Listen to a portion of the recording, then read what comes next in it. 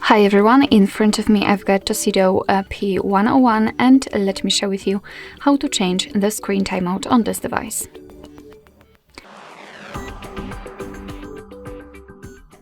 So let's start with opening the settings and then we have to find the display option. Now let's tap on advanced and right under it we've got the screen timeout, so let's tap.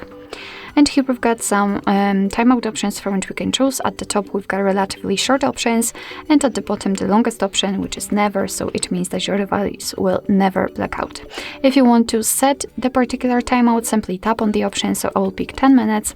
And as you can see, it is immediately notified right here, which simply means that from now on, after 10 minutes of an activity, this device will black out.